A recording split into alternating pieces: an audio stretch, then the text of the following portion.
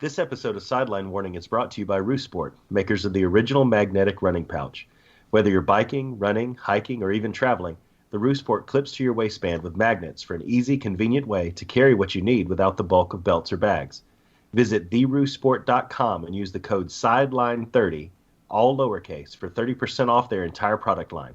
Again, that's theroostsport.com, promo code SIDELINE30. And now on with the show.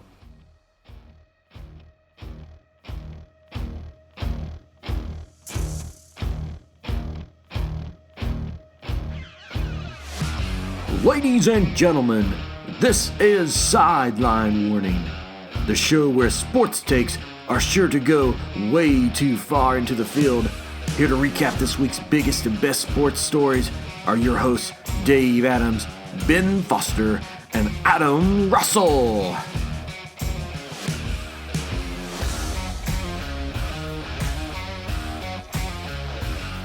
And welcome into Sideline Warning, everybody. This is the golden voice of the Southeast, the one, the only, Dave Adams, coming to you live and in living color from Harvest, Alabama. And after a wonderful Tennessee hate week, I have brought my friends along so we can talk about it and talk about all the happenings that happened in college football this week. First, as always, from all the way down in Birmingham, Alabama, the one, the only, Hollywood Ben Foster. What's going on, Hollywood? Not too much, Dave. I'm just watching Game 1 of the World Series. Not the Braves, so, I have it on, but who cares? People who like baseball care. I thought you liked baseball, Dave.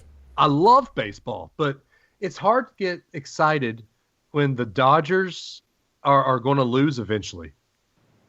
You mean it's easy to get excited because the Red Sox are awesome. I like it. You mean the Red Sox, who have basically become the Yankees?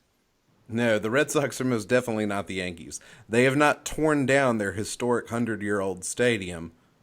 Well, okay. For the purposes of building a new corporate structure.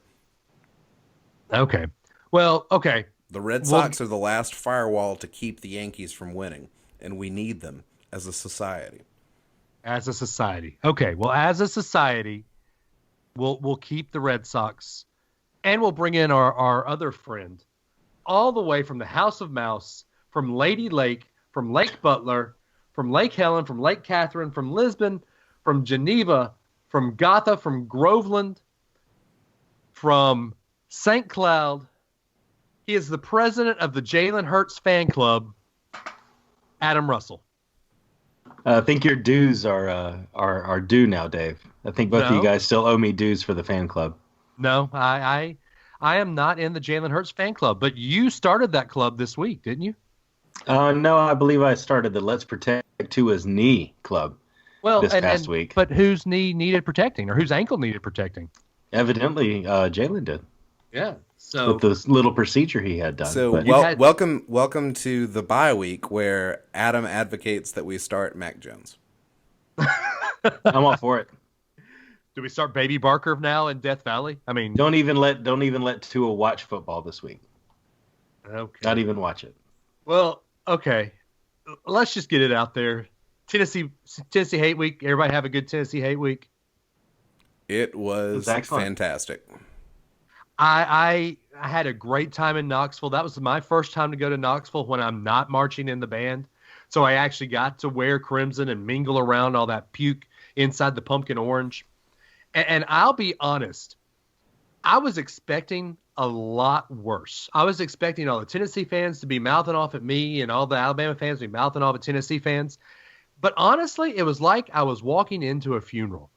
I told Ben that same trip, I said, as much as I love destroying Tennessee every year, I want Tennessee to be good again because this just wasn't fun. Tennessee fans were walking up to us going, yeah, we know you're going to murder us. That's the way How it's been. How is that not fun, though? Because how could that not be fun? Well, here's the thing, Adam. It's fun one time. Like the first time you talk to a Tennessee fan and they're like, oh, you guys are going to trounce us. I don't have anything hostile to say because you guys are going to really whoop us. You're like, wow, this is really great. But after it happens several times, after you hear several Tennessee fans just roll over on you, after you've been to, this was Dave's first road trip in a long time. I have made it to Tennessee, fortunately, the last 3 trips to Knoxville, and it's been that way the last 3 trips. And that's not fun. You want a little smack talk, and the Tennessee fans aren't doing it. It's hard to have a good hate week when Tennessee's beating Auburn, and then they're complimenting you when you get to Knoxville. In fact, walking from Neyland Stadium to our car, of course, Ben and I are puffing on cigars, and Ben made friends with a drunk Tennessee frat boy who was basically saying, I really wish I could smoke a cigar tonight. And Ben was trying to comfort him, telling him, hey, it's going to be okay, buddy. We went through this too. I don't think I framed it that way, but yeah. The I was guy gonna say, it's like I don't even know you guys. Comforting a Tennessee fan? What is that? It was a sad sorry state of affairs those guys were in. This guy just comes over and he goes, I didn't go to Tennessee for undergrad. I just came here for law school, and I don't care anything. I just like good football, and someday we're gonna be good, I guess. But right now, you guys are really good, and you guys are just really good at football, and I'm okay with that. Yeah, that's not what the conversation you're supposed to have with a Tennessee fan.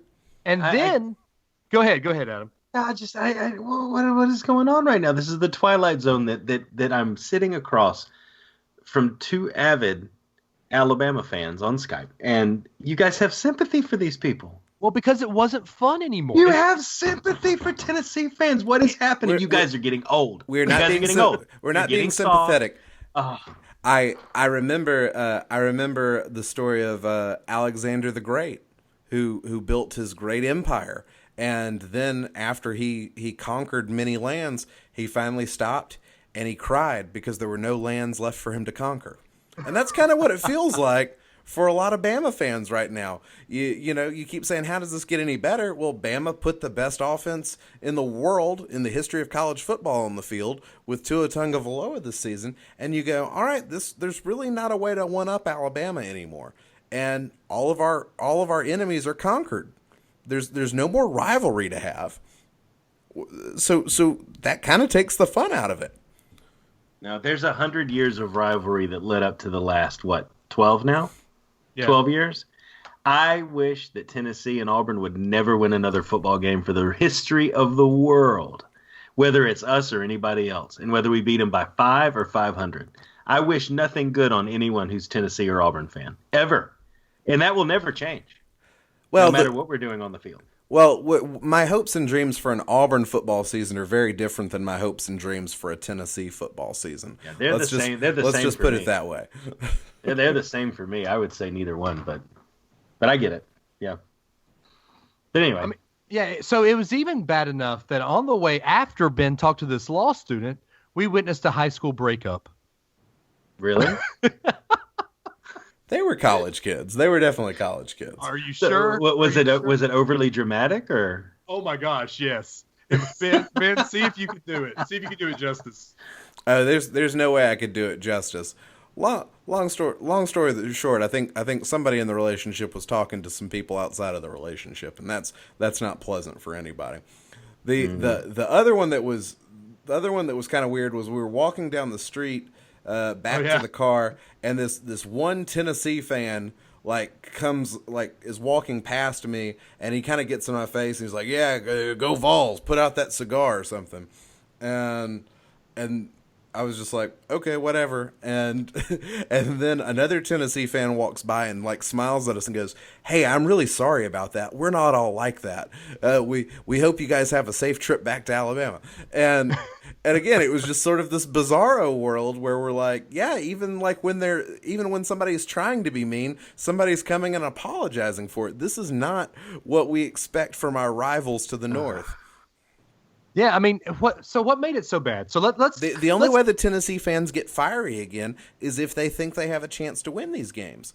So you need a 10-win team from out of Tennessee to look good, right? To think they have a chance. No. Otherwise, they should never think they have a chance. Otherwise, it's one-sided smack talk. Which is the best thing in the world. I would much rather have Tennessee think they have a chance and then we beat them by 50 than them saying, you guys are going to beat us by 50, and then Alabama beats them by 50. So basically what we're going to see next week in Death Valley. all these LSU fans are starting to chirp. But then when Tua hangs a half hundo on them, if and when that happens, that is going to be much more enjoyable than what happened in Knoxville. yeah, I'll admit that because Also, the food will be better. I don't know. Raising Cane's was pretty good. Raising Cane's is from Louisiana, Dave. That's true. Good point. Dave had his first Raising Cane's chicken finger experience, Adam, and you would think like I took him to like a Michelin star restaurant. He's like, You were raised on Guthrie's, man. Come on, it couldn't be that much better. Guthrie's is better than Raising Cane's. Okay, there you go. No, it's not. Oh, Cane's okay. Cane's is the pinnacle of chicken fingers. No, Looking like a true millennial. The Cane's. pinnacle of chicken fingers is Tenders up here in Huntsville. Y'all will have to have Tenders. Ben, next time you come to Huntsville, we'll go to Tenders. Adam, when you're up here in Christmas time, that. we'll go to Tenders. Okay, so let's get into the game. Let's get into the meat and potatoes of what happened here. The first drive, it took 3 minutes. That's the longest drive that Alabama's had to go on the first go on in the game. Were y'all a little bit worried that they were playing safe, or was it just, were you worried about the knee? What do you think was going on? Yeah, I think there was a lot of concern and a lot of chatter among Bama fans about the condition of Tua's knee after seeming to tweak it in a couple of games, and also taking the field in Knoxville, he was visibly wrapped up much more than it had been before. So yeah, I think everybody's thinking about Tua's leg, and then you see the offense come out and look a little bit more conservative, which is not saying much, but more conservative than they played in other games this season, and you go, they might be trying to take care of Tua a little bit. They're doing a little extra protection here. Yeah. I like it because you take care of Tua, which obviously, based on my viewpoints last week, was a very important priority of mine that got ignored by Saban and the staff. But I'm glad he looked okay, though, didn't he, Adam? Yeah, he did look okay. I'll admit that. But I think overall, it's good, too, to kind of take your time, because when we're scoring 2 plays in, you're not putting any time on their defense having to stay out on the field. And so a few extended drives, especially at the start, I don't think are a bad thing. I think still hanging 28 in the first quarter, though. I mean, it was conservative in air quotes. We obviously were still unleashing the dogs on those guys. So, well, we were unleashing the dogs, but I do want to get into something that happened in the fourth quarter later. I'm going to pose a question and a discussion point to you gentlemen here in a few minutes. But let's also talk about Damian Harris, who is supposedly a leader on this team, not supposedly, he is a leader on this team, did something that brought the ire of Nick Saban, broke a team rule, did something, and he didn't get to come in till the second quarter. And Josh Jacobs, I hate to say it, the 3-star looked better than the 5-star running backs that we had. I think Josh Jacobs might be the guy that can lead this offense for the rest of the week or the rest of the year. I think Josh Jacobs is the running back that we need to start. I hate to say it because Damian Harris came back for his senior season, and it was supposedly he was going to be the one that helped bring this offense along. But I don't think Damian Harris is there this year. I think Damian Harris has kind of lost a little bit of his oomph from last season. Yeah, Adam, Dave made a similar point to that during the game, and shortly thereafter, Najee Harris jumped over a man, and then stiff-armed another, and then also dropped some absurd spin moves on the field. It was like crowning Josh Jacobs unleash Najee Harris, and it's amazing how Dave can set other people up for success like that. I love it. It's a talent for sure. Yeah, I think Damian overall, though, because Damian was the one that was in the Dixieland Delight Done Right video, right? Right. Yes. That they pulled together. So it does feel like the leadership is there. I think they're definitely using him as the experienced veteran and bringing him along for a lot of that type of thing. But I mean, I picked him as one of my first picks in both of our fantasy college football leagues, and he just hasn't. There are weeks that I've sat him out. I expected him to be the workhorse that carried most of the yardage, but it feels like with such a strong stable, they're rotating a lot more. And he's more of that 3 and 4 and 5 yard runner, whereas Najee and Joshua Jacobs and these guys are the ones breaking the longer runs and getting the stats more than he is, which surprised me with how that's panned out. Well, also, I think it's going to help him in the long run because I guess the the knock on Alabama running backs the past 12 years is that Nick Saban runs them into the ground. Look at Derrick Henry. Look at Mark Ingram. They're not the running backs they were at Alabama. Trent Richardson. But now they're not Damian going Harris, up against the same defense as they were. You're right. They're not. But then now Damian Harris is going to come in. And, yeah, he's played at Alabama. I think he's an NFL probably third or fourth round pick. He can come in with fresh legs, and maybe Damian runs a little bit different style than all those other running backs, and he's more of an NFL running back style. I think Damian's going to do well in the NFL, so maybe that'll help him in the long run. So much depends on who your offensive line is and what your offensive coordinator is doing. And, I think Damian Harris was a valuable asset to the team last year. And I'm in no way knocking Coach Loxley and what he's done as offensive coordinator this year. I think just by the nature of how well Tua's done, Loxley's going to get some sort of assistant coach of the year. But this system may not be perfect for Damian Harris. And also, you guys see these guys get dinged up throughout the year, and you never know about injuries and stuff. It seems like an injury was not what was holding Damian Harris back from starting, but there can be a whole lot of contributing factors that that hold a guy back from having the same performance he did the year before. He clearly has the respect of his teammates because one of the highlights of the game was Tua and Damian Harris dumping a Gatorade bath onto Butch Jones. That was awesome, by the way. Yeah, it was. Yeah. So clearly his teammates like him, and so sometimes it's just a matter of you take your discipline from the coach and then you get back to things the next week. So I think that it is just as likely that Damian Harris has a great game against LSU and starts against LSU as it is that he's the third running back and has a decent game. Okay. Well, let's also talk about somebody who had a great game. It's Tua Tagovailoa.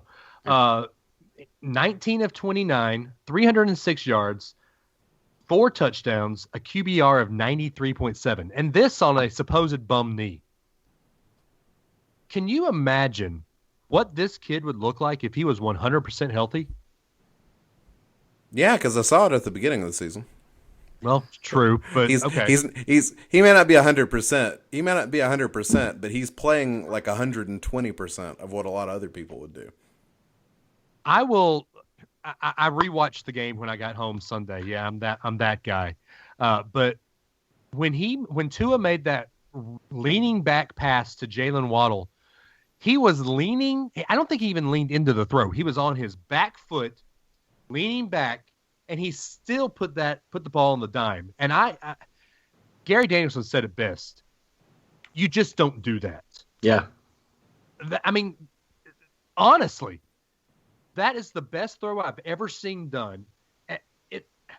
I'm just dumbfounded at how good Tua Tagovailoa is. I'm used to Alabama giving Gary Danielson providing a shortage of words at times with how we've just beat people on CBS over the years. But right when he was crossing the goal line on that play, Gary Danielson said, "Come on," like that. I mean, and it's still the first quarter, and that kind of stuff is going on. It's really incredible how they're running on all cylinders when he's on the field. And I mean, you just think what he would do if we kept him in for a whole game, which we might not ever have to do.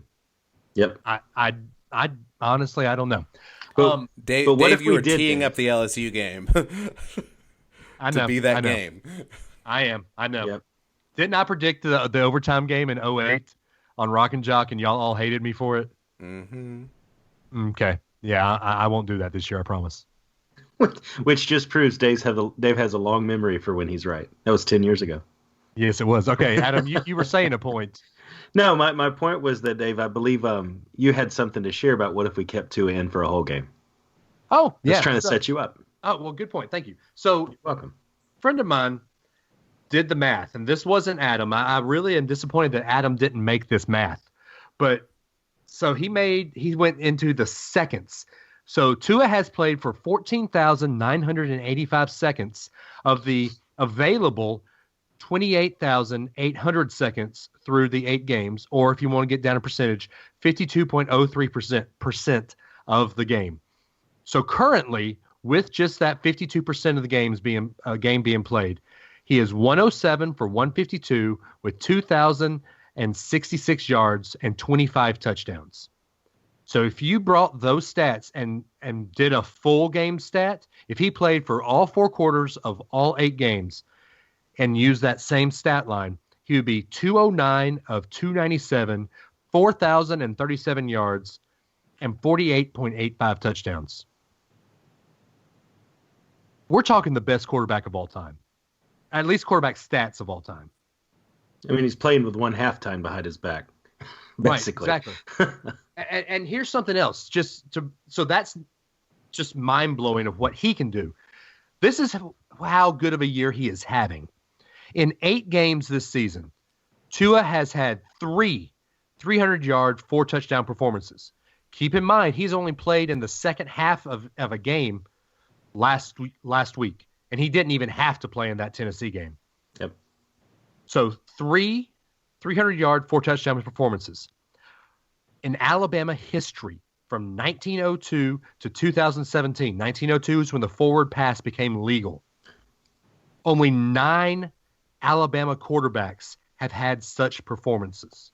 Not 9, only 9 performances have ever happened in that. So Tua's had 3 of the 12 that has happened in Alabama history. So you're saying he's good? I'm saying, wow. He might pan out.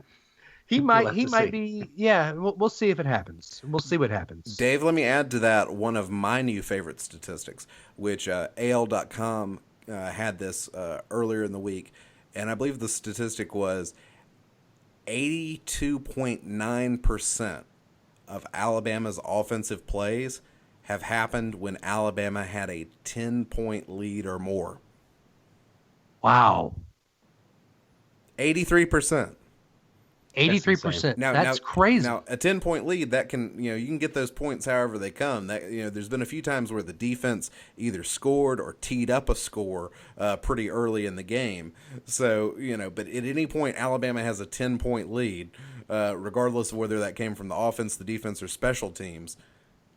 83% of the time, Alabama's already got a 10-point lead on you. That's absurd. Are we... I hate to ask this question, but I've got to. Have we played against good defenses this year? No, not really. Okay. Tua is outstanding, but we have not played a really good defense this year. Texas A&M might be, though. I mean, A&M has. I mean, they held Kentucky, who has been great at scoring. Kentucky, who scored 14 points total against Vandy this past week. Yeah, you're right. Yeah. A&M's defense is good, and it's really it's probably the best defense Alabama's played so far. Okay. This conversation is going to be in a whole new light after Alabama plays LSU. Yeah, absolutely. Regardless of who they put on the field for their defense, they may be a little shorthanded. Have you seen the billboards yet? I have not driven past the billboard, but I think we tweeted this out. I am shocked that Alexander Shinara did not have all of the billboards locked down in downtown Birmingham. Somehow, some LSU fans have been able to buy a billboard in Birmingham, Alabama, to taunt SEC headquarters. Let's go ahead and get into it. I mean, this is a good segue. We've got to. Ben, you and I didn't watch the game because we were driving back from Knoxville. Adam, did you happen to watch the game, the LSU Mississippi State game? Not all of it, but some of it. Okay, did you see the Devin White hit? Yeah, I did. Okay. Walk us through it if you don't mind. Well, I mean, the basics of it is, he laid a hit on the quarterback, hit him in the numbers from what it looked like, had his arms extended, didn't launch, and didn't lead with the crowd of his helmet, and it was called targeting. But wasn't his face mask in the guy's head? I think that's it was. It's kind of scary. I mean, yeah, you can see where it did do that, but I think that it's the launch and the crown and all of those types of things. I don't know that it met all of the requirements, but I think I could see why they called it on the field in real time at full speed. It's the review being upheld that surprised me the most.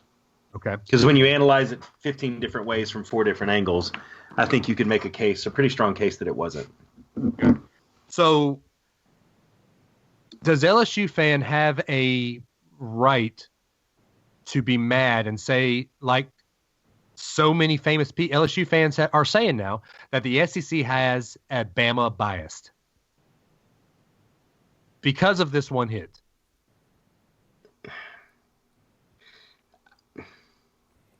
I want to say no, but if it was us, we would be doing the same thing. I don't know if we'd be taking out billboards and that type of thing, but I think the Alabama fan base would be just as upset if it had happened to us. We would be mad, yes, but we would know that we have capable linebackers or capable safeties. Because Ben, didn't I say when they were doing the Deontay Thompson one, I said, here we go. We'll be without him for a half. Yeah, now granted, with Thompson, that happened. I think that happened early enough that it wouldn't have affected the LSU game. But Mac Wilson had a very similar hit, and that could have affected Alabama. Yeah, but Mac Wilson, you don't want to lose a key player from your defense for an entire half of any game. No, but Mac Wilson did. I mean, he did it right. If you look, that's why Garantano has a collarbone issue and not a head issue, a concussion issue. Yep. Because Mac Wilson hit him where and how he was supposed to be hit. Now, Garantano is made of glass, apparently, because he crumpled, and Mac Wilson is a beast. Okay, yeah, let's not dog Tennessee's quarterback any more than he already is. Like, he's not made of glass. Anybody would have crumpled if they'd taken the hit the way that happened. Mac Wilson's a man. He's a grown man. he's a freight train. Yeah.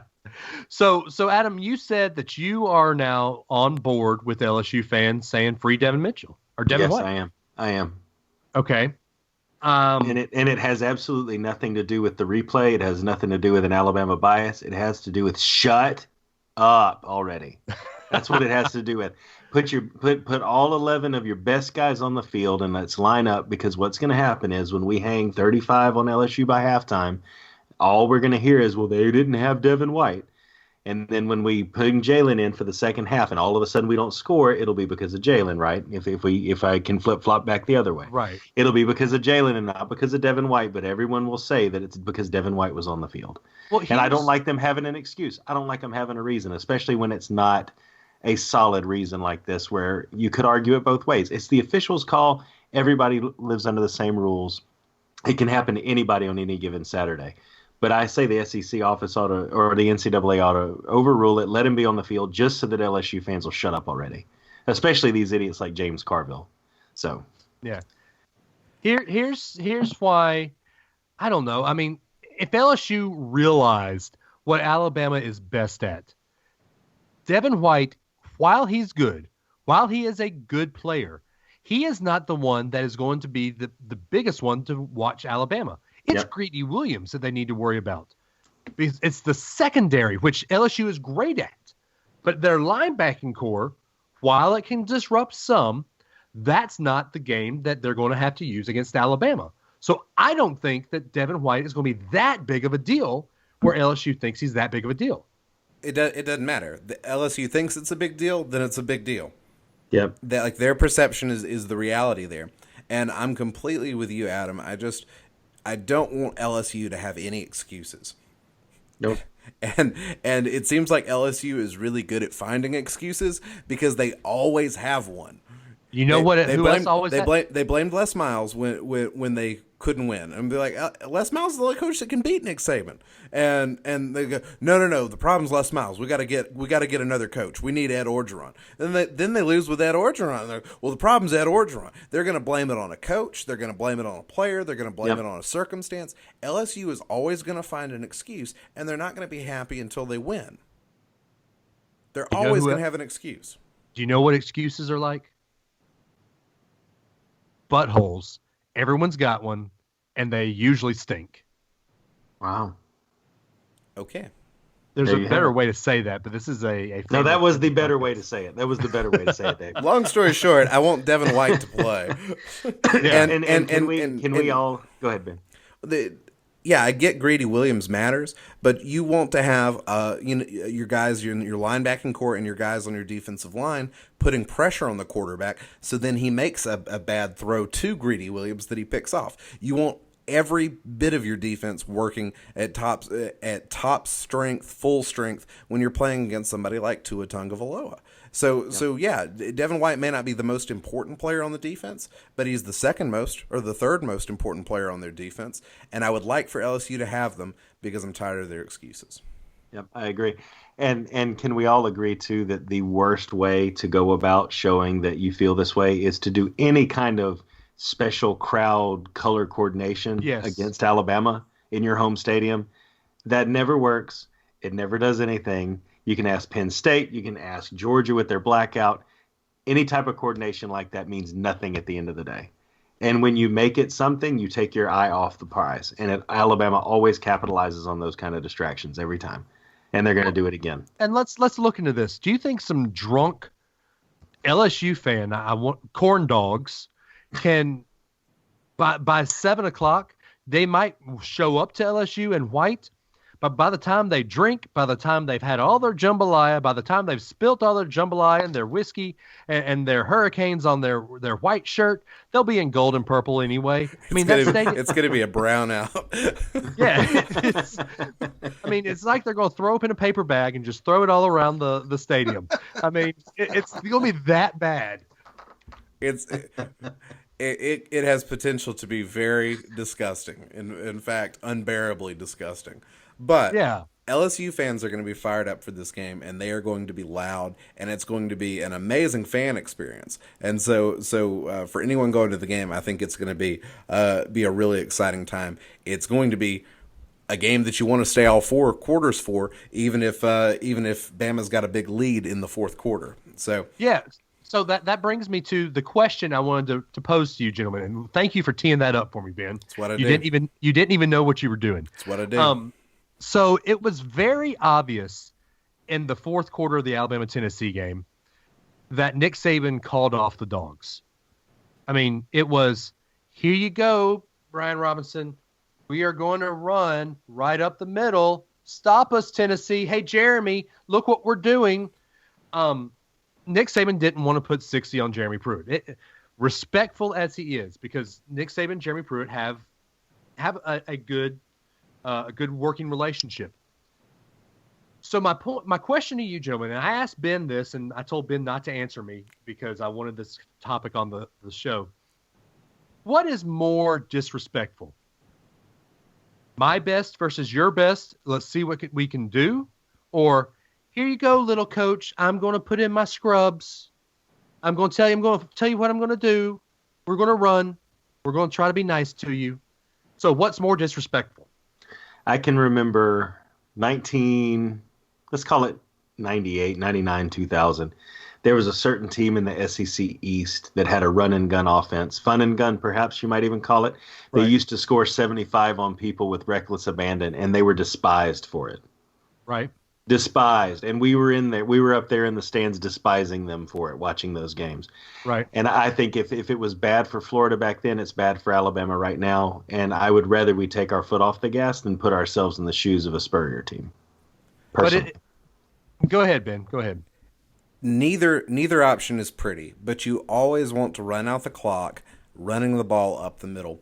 A lot can happen where a guy can get injured running the ball. That's always true. There's definitely more contact on a run play. But at that point, what you're trying to do is you're trying to respect the players as much as you're trying to respect the coach. The game's over. It's out of hand. You want to run the clock and get the game over as soon as possible. So you got to respect the players and then respect the coach. Go ahead. Sorry. Well, and you want to respect the work of your scrubs that have worked hard all week. They've helped your team get ready for that big game. They've earned a right to be in there. So respect your players and put the scrubs in and let the scrubs show what they can do. And respect your starters by giving them rest and keeping them healthy. So I hear you with that, and I understand that. But why not let the scrubs go in there and play not the up-tempo offense that Alabama and Tua and Jalen play, but let Matt go in there and throw some screens, throw some, quick slants to not pad his stats, but to see what it feels like on the field in Tennessee, even though 85 to 90% of orange is out of that stadium at the time, it's still not a field that he's used to. Let him play a game that he's used to throwing, not 1, 2, 3, hike, hand. Let him throw a couple of passes. It's I don't know. I think it's best to let your second and third string quarterback, in Alabama's case, third string quarterback, come in and throw a couple of passes. And yeah, you're throwing your scrubs in. You have taken your foot off the gas, which is something Spurrier never did in 98, 99, Adam. Danny Werfel stayed in the game the entire time. And he was throwing downfield late in the game, too. Right, exactly. Instead of throwing downfield, do your slants, do your quick outs, do something like that. Yeah, I don't disagree. I think sorry, Ben. I think you ought to get reps. I think you ought to get those guys an opportunity. And it does frustrate me to see Mac in, and it's all handoffs because he needs the opportunity to try patterns and get the timing down with the receivers and things like that. I mean, in an actual game situation, I don't have a problem with that. I just don't want to see us actually going for more points than we needed to do and still trying to score with 3 minutes left in the game. That's where I think the respect thing goes away, and it becomes just a show. Well, essentially what you're trying to do by running the clock out is show a little mercy and essentially have a mercy kill.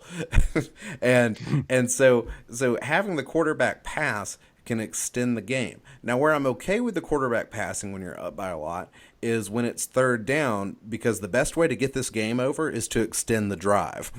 Don't turn the ball over on downs to the other team. You either need to go for that extra yard running the ball on fourth down, or you need to pass and on third down and get that first down to keep the drive going and just keep running the ball and running the clock. So that's where I'm okay with that. I think you should do it on third down. I don't think you should do it on first down or second down. Because I can agree with that. The goal should be to run clock. Now back to, I think your original question, though, is what shows respect to Jeremy Pruitt? What shows respect to another coach? These coaches have to answer to their fan base. And they're going to get grief from their fan base no matter what for getting whooped. So if Jeremy Pruitt loses by 40 points or he loses by 50 points is pretty inconsequential in most regards, except for the fact that his fan base is going to let him have it for the next week. And his fan base wasn't there, so they don't get the chance to do that. No, but they do because talk radio is a thing. Tennessee fans call into Feinbaum. Tennessee fans call into the Knoxville radio stations. So that's something they've got to deal with. And a 40-point loss is incredibly embarrassing, but the talking point gets even worse when it's a 50-point loss. So later, if Jeremy Pruitt has some other things that don't fall his way, that 50 points is going to be emphasized when people are trying to make a case against Jeremy Pruitt. And Saban wants to respect his former assistant and do everything he can to help him keep his job. So that's why you show respect and not taking the score up anymore, because each point exponentially increases the hate of Jeremy Pruitt's fans against him. Yeah, that's a good point. Yeah, I don't know. I just think that it's more of a slap in the face to put the kid gloves on. And I hear what you're saying, Ben. I do. But none of it's pleasant. Yeah, none of it's pleasant. But you know what? Something that is pleasant, and this is going to be that premium segue. I know you're not supposed to talk about it, but something that is pleasant is running with our sponsor, Rue Sport. Those Rue Sport pouches are pleasant to take when you go running. Adam, it's time to start training. I sent you a text earlier today. You did. Our Galloway method is happening. We're 19 weeks away from our half marathon. That's right, man. Have you dusted your Rue Sport pouch off yet? I didn't have to dust it off because I use it for other things. And it's not just for running, Dave. That's very true. And I true. like that word. I could say that, pleasant. Doesn't that just make you want to go for a pleasant jog with your Rue Sport? Doesn't it? Well, I went running today, and I haven't ran in about a month. I've been just doing ellipticals and stuff like that. But I went running today, and it wasn't pleasant today. It was in fact very unpleasant. But it made it pleasant because I did have my Rue Sport. It's the only running pouch that attaches with magnets, and it doesn't have the belts or the bulky bags or anything like that. And Adam, tell me everything about that bag that you use. The beltless bag, I guess. The beltless bag. It's a new way to say it, man. Yeah, I mean, it clips to your waistband with magnets. And that's one of the things is it's out of the way. You can put it wherever it's comfortable for you. It doesn't go all the way around your waist. You don't have to fool around with adjusting any sizes or anything like that. And it holds everything you need. Phone, it has a place for your house key and a spot for your headphones to come out so you can listen to music. And they even sell on the website power packs and things like that that you can also fit in there so that you don't have to worry about on some of your longer training runs and even on race day your phone running out of juice. So I think just the whole thing together, all the products that they sell both for the power packs and the Roost Sport, if you use them all together, it just makes it even more convenient. Yeah, and one of those other, I've been saying this the last month, but one of the other products that they sell on their website is that Roo Lounger. When you're done with the race, you can actually have, you probably can't put the lounger in your bag because it's pretty hefty. But when you're done with the race, have one of your loved ones bring the Roo Lounger, just a couple spins, fill it up with air, and you've got a couch to lounge in.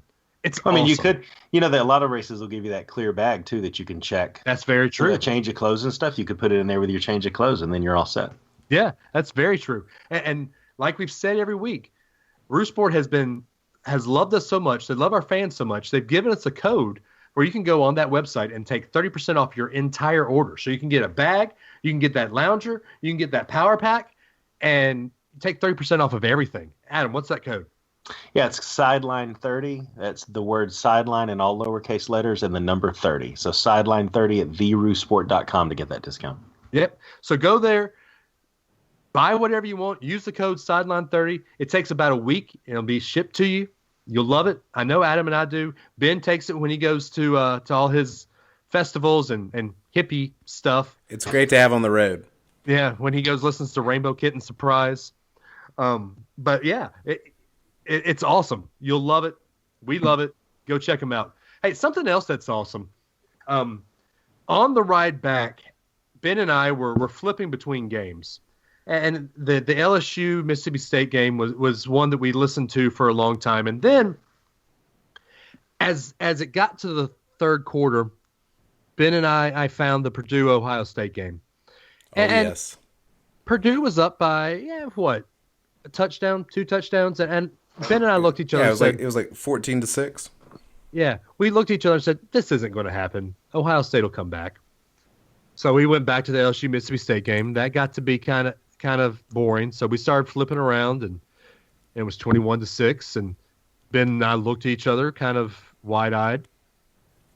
Then it was 28-13.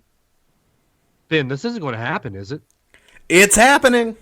Yeah, and then his favorite statement on the whole ride home. It's happening.gif. Then Purdue would score another touchdown. It's happening.gif, and it got even a little bit more excited. Because the first time that we got into a pretty deep discussion,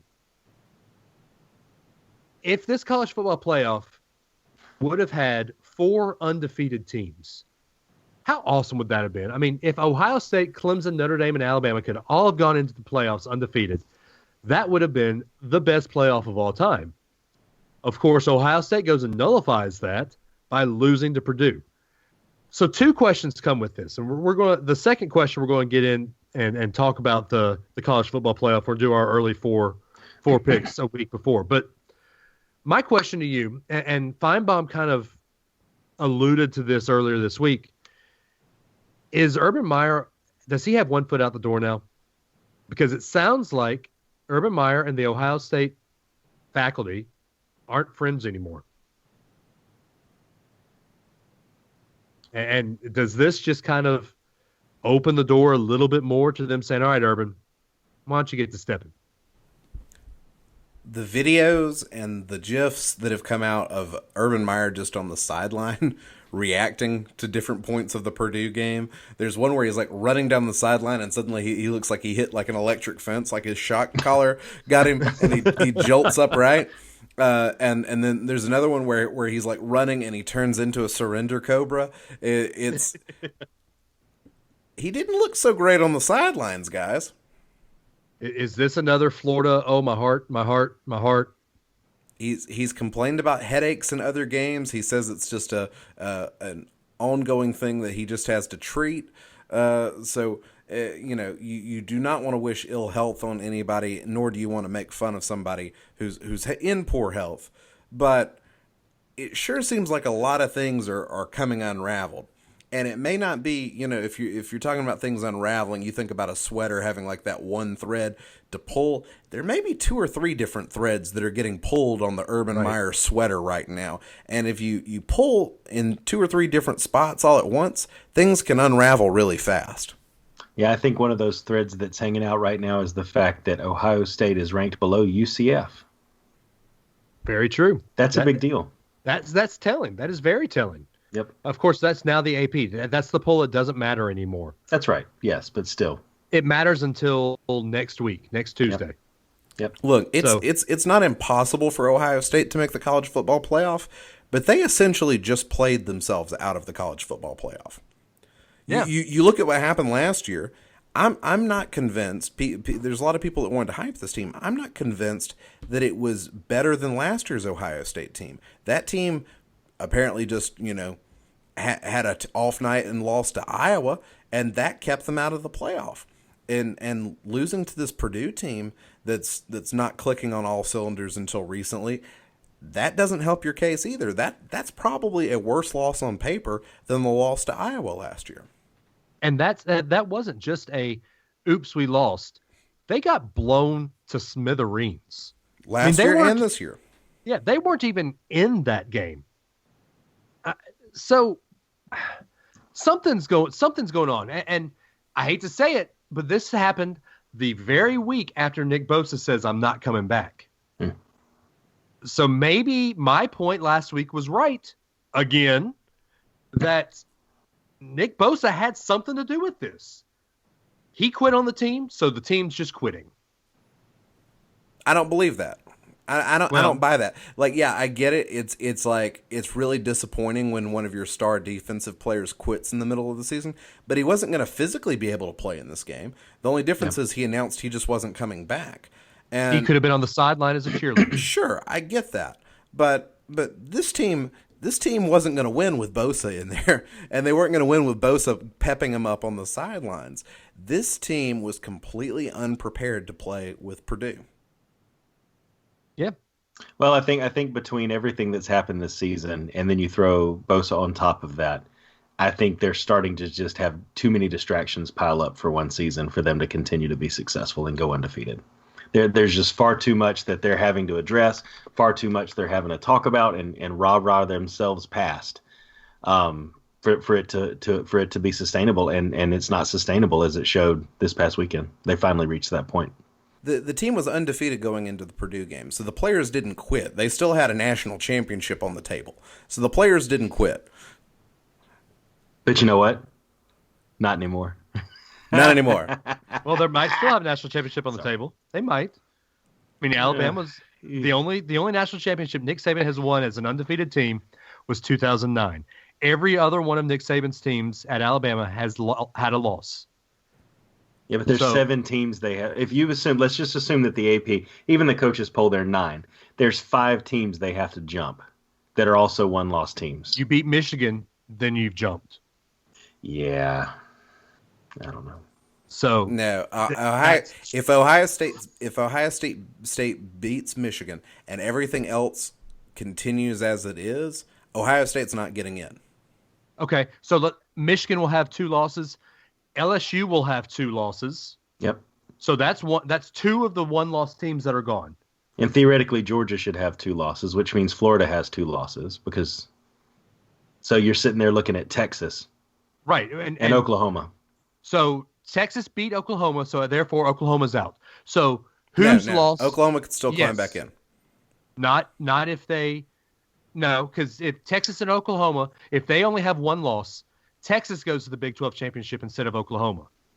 Sure, but Texas could lose another game or something, and Oklahoma could have the 1 loss, and it's only by a field goal to Texas, who looks pretty good as a 2-loss team. You make an argument for Oklahoma to be in the playoff.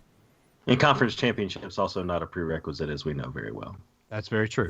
But now, correct me if I'm wrong. Didn't the Big 12 change their rule?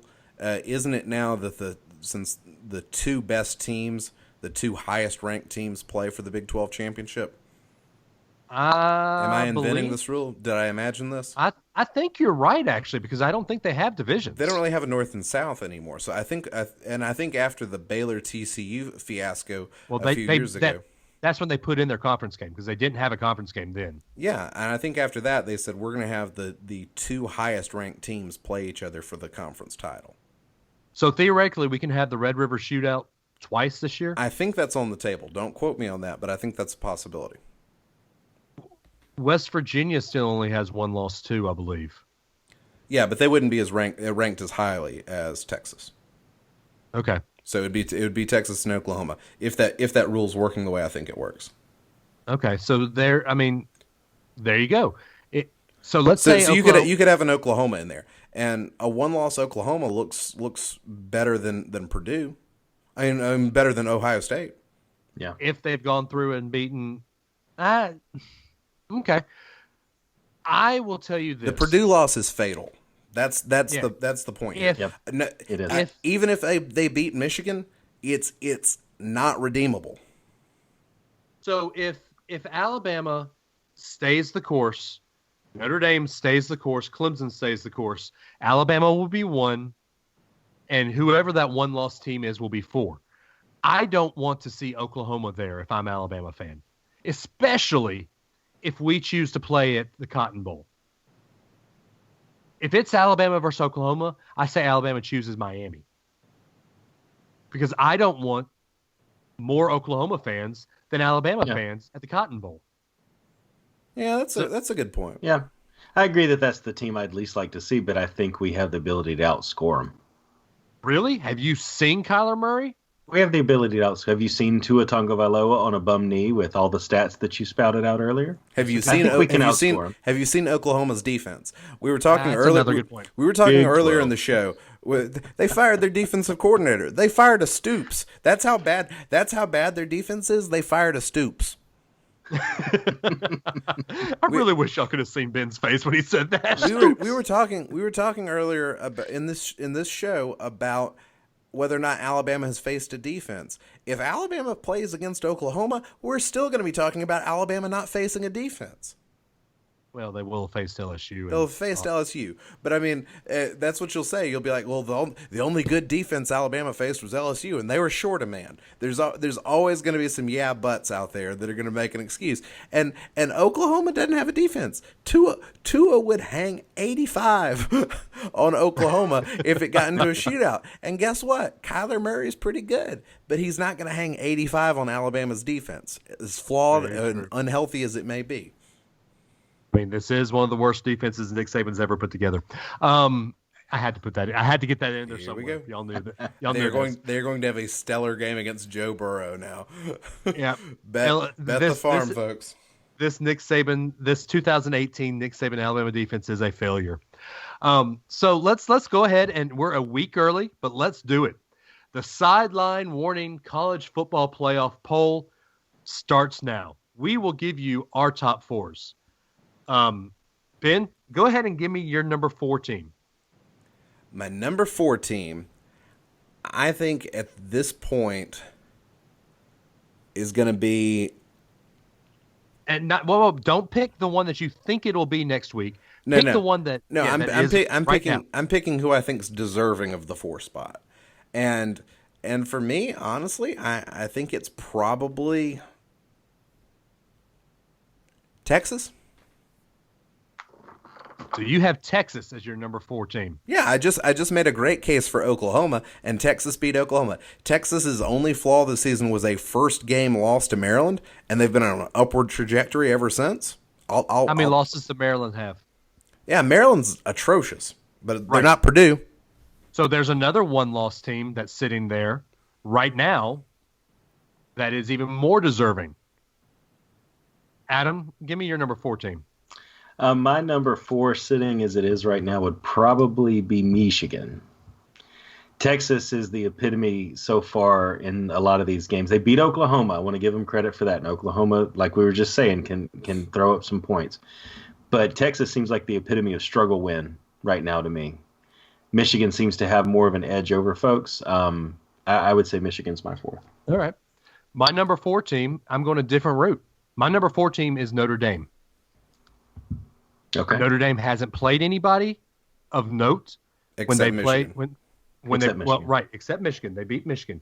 When they played Stanford, it was without Bryce Love. When they played they just haven't played anybody big yet. Vandy almost beat them.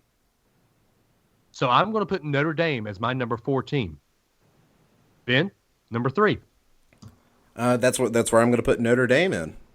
If Notre Dame holds serve and is undefeated, I think they should go ahead of whatever one-loss team there is. Just on paper, I get you can argue how good it is or whatever, but you still got to beat 2 out of the 4 teams to win a national championship. So I'm going to put Notre Dame just on the merit of being undefeated at 3. Okay. Adam, you're number 3. I honestly could, not to spoil the next section, but I honestly could flip Clemson and Notre Dame 2 or 3 and not really have much heartburn either way. I would put Notre Dame at 3 if I had to pick, though, which I have to do right now. But I agree. I think if they make it, 3 should be where they are just based off of their schedule. I think Clemson's going to have achieved more at the end of the season, which is why I would rank them 3rd. Okay. Well, this is where I'm putting Clemson as well. Clemson is undefeated, but I'm going to use the whole against who narrative. Clemson has played nobody. They barely beat Texas A&M in a huge struggle win. They barely beat Syracuse in a huge struggle win. Then you go to Florida State this week. Then you struggle win against somebody else. The only thing I can see Clemson struggling with is Miami. And even then, that's not going to be a huge struggle for Clemson. So Clemson goes to number 3 for me. Ben? All right, for my number 2 spot, I'm going to go with Clemson. I'm going to, at this point in the season, reward the undefeated teams. So Clemson's in there at 2. You don't want past history to play in, but it's also impossible to remove from your memory. Clemson's been there. They have got the guys that are experienced being there. Clemson's the number 2 team here. Okay. Yeah, I agree. I've got Clemson at 2, like I kind of alluded to earlier. And Dave, you've got me wondering if it's just name recognition that makes me put them there. But I'm not going to second guess it at this point. I'm going to leave them at 2, but I think it's a little bit of just the fact that they've been up there for so long. It's just kind of a foregone conclusion at this point. Well, there's only one team in the country that has beat 3 top 10 teams this year. Georgia. They beat, I forget the other 2 teams. Miami. Yeah, they beat Georgia. They beat Miami. Auburn. LSU has 1 loss. You are correct. But the schedule that they have played up until this point is basically marching through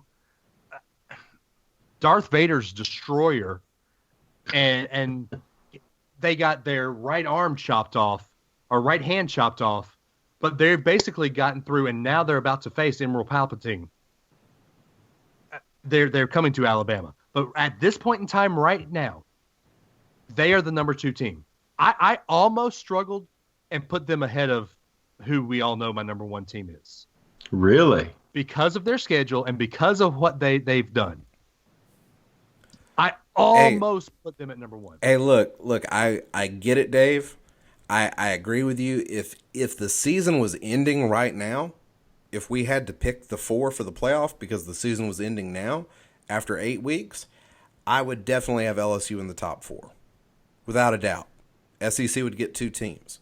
I would have LSU in the top 4. I would have them at 2 or 3. I completely get that argument. But part of the way I do my 4 is to think about what the future is going to look like. And in 2 weeks, LSU is not going to be a playoff team. They're going to have 2 losses, and both of those losses are going to be at home. And so 2 losses, even to a good Florida team and an outstanding Alabama team, 2 losses at home, that doesn't mean you're a playoff team. That just means you're LSU. You're good sometimes, and sometimes you're not good, and you're streaky. You're LSU. So Ben, you're going with the assumption that LSU is going to lose to Alabama. Yep. Completely. We can't, right. but we're an Alabama fandom. I mean, we're part of Bama Nation. You have to admit that. Yeah, but I've also got eyes and ears, Dave. I understand this. I've got all my faculties. I've got my wits about me, Dave. But LSU's coming out with a second loss. But the people that are doing these polls and this ranking, they're instructed to do it as it stands right now. And as it stands right now, LSU is the number 2 team in the country and maybe the number 1 team in the country. Yeah, and I agree with you. But that's not my standard because I don't work for the polls. So I'm doing it based on who I think should and could be in the playoff at the end of the season based on what I've seen so far, but also looking forward. Based on what I've seen in the past and looking forward. And looking forward, there's not a way LSU makes it in. Okay. So unless they beat Alabama. Okay. And I just don't think the odds are there. They could knock Tua out on the first play and Jalen out on the second play. And Mac Jones could get into a shootout. But Baby Barker. But that's not going to happen. Those rare I mean that's a black swan. It's not. It could happen, but it's not going to happen. Okay. So sorry. Go ahead, Dave. Go ahead. Are we all in agreement who our number 1 team is? Bama, Bama, Bama. Yeah, I think so. Okay. Adam? Nobody's going to make a case for the 600-pound gorilla of UCF that's always lurking in the background to make it, or at least be right on the outside looking in. So what was my argument for LSU? Look who they've beat. Look who they've played. Mm-hmm. Congratulations, UCF. You have won 20 games in a row. You played who? So I wasn't here for the NCAA football video game chat, but can we all agree that it's like UCF is playing Dynasty mode set to easy?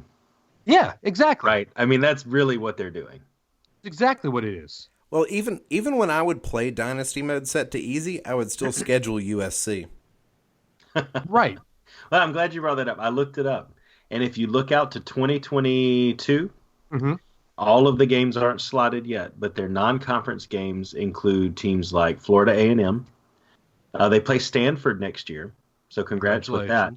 The year after that, they play North Carolina. Then they do Louisville for a home and home. They travel to Georgia Tech. Then they get North Carolina again out in 2024 and 2025. So they've scheduled non-conference stuff out 4 years like everybody else does. But it's still not someone. Pick up Ole Miss. Right. Pick up Mississippi State. Pick up Vanderbilt, for Pete's sake. Pick any SEC team that you just want to pick off that's not Auburn in a bowl game and slate them in. You've already scheduled these teams out. We've proved that Louisville's not going to have anything in the next few years that's to note. They might be able to pull off a win at UCF, but they're not going to be national championship contenders. Pick somebody. Florida, Kentucky even. I don't care. Yeah. So I want to schedule an SEC team in here in your schedule, Danny White, and let's get this conversation. Yeah. Let's read a little snippet of Danny White's email or note to Game Day. College football has become a subjective popularity contest. The Knights represent all of the teams who, for reasons of history, geography, or politics, are left out of the club. These factors will not define our bright future. Our student athletes don't worry about or don't want anything given to them. They just want a chance. No one likes having their accomplishments disrespected. UCF fans are knowledgeable, passionate, and I applaud them for using social media to have their voices heard. Guess what, Danny White? You want your student athletes to have a bright future. You want them. You're saying they don't want anything given to them. Then schedule a game against top-tier opponents at least once, and let me see what happens. Right. You want Bama? Call Gary Byrne.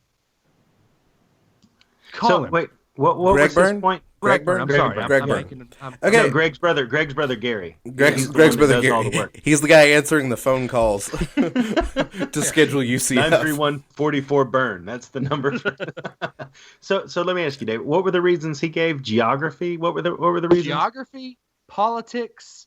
Name them from the jersey. Okay. So geography. Let's look at the AP Top 25. Mm-hmm. The only state that has, I believe, more than two teams. You have Texas and Texas A&M. You have Washington State and Washington, South Florida, Florida, and UCF. So it's not geography. Let's delete that one right now. Florida is well represented in the top 25 more than any other state in the union as it stands today. So we can take that out.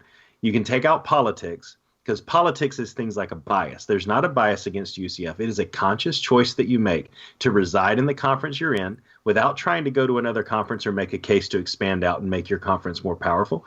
And it's your choice for scheduling teams like Louisville and North Carolina and teams from basketball conferences, Florida A&M, to try to pad your schedule. You're not going to beat Stanford next year. So I can guarantee you at this point next season, we're not going to be having a conversation about UCF being undefeated at this point. You're not beating Stanford. That will be the point at which this conversation is over. Have you seen Stanford this year? But they're not going to. Have you seen Stanford this year? They're not going to. But have you seen UCF when they play? Right now, they're not going to. They barely beat Memphis. And the only reason they beat Memphis was because of a bullcrap holding call when Memphis scored the go-ahead touchdown with 3 minutes left in the game. That's the only reason they're undefeated today. It's almost like the conference is conspiring with their top team to help preserve them for the college football playoff. Imagine dun, that. dun, dun.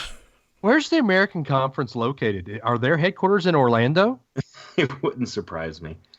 It wouldn't surprise me in the least. But if you want Danny White to get that respect, unfortunately, it is about the name on the jersey, because the name on the jersey is the team you're playing.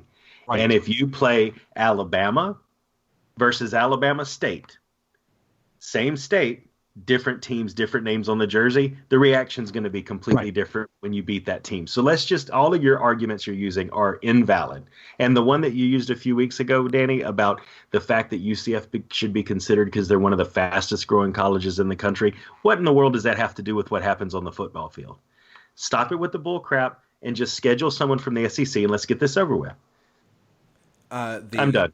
The American Athletic Conference has their headquarters in Providence, Rhode Island. And that's all you need to know. That is all you need to know. I think we understand Providence is essentially on the Atlantic coast, and Florida also has an Atlantic coast. I think Orlando's just a short drive away from the Atlantic Ocean. I think we see how this conspiracy works. Yep, clearly the Providence and Orlando axis of power is driving things for UCF right now. Ladies and gentlemen, that early sideline warning was brought to you by Adam Russell.